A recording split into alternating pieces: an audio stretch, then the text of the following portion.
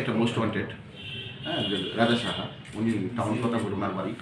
উনি বেশ কয়েকটি থানাতে, আমাদের থানাতে ওয়ান্টেড এবং আমতলী থানাতেও রিসেন্ট যে 90,000 ইয়াবা ট্যাবলেট হয়েছিল 2025-এর অগস্ট মাসে, তখন থেকে সে পলাতক ছিল।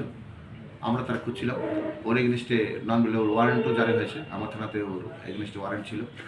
তো আমরা তাকে এতদিন অ্যারেস্ট করতে পারিনি, সে পলাতক ছিল।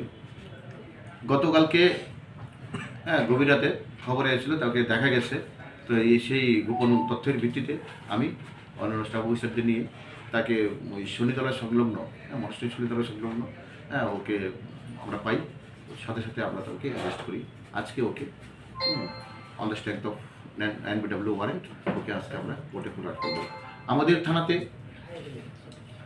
2054-2024 একটা ওরিগেশন এনডিপিএস কেস ছিল, সে একটা নেম রেখে ছিল। তখন ওর কাছ থেকে 14 গ্রাম হিরোইন পাওয়া গেছে। তাছাড়া এই 7/8/2025 আমতলী থানা বাইপাসে 90,000 ইয়াবা ট্যাবলেট ওর পজিশন থেকে পেয়ে ছিল। ড্রাইভারকে অ্যারেস্ট হয়েছিল, সে ছিল না, সে পলাতক ছিল, তখন থেকে সে পলাতক।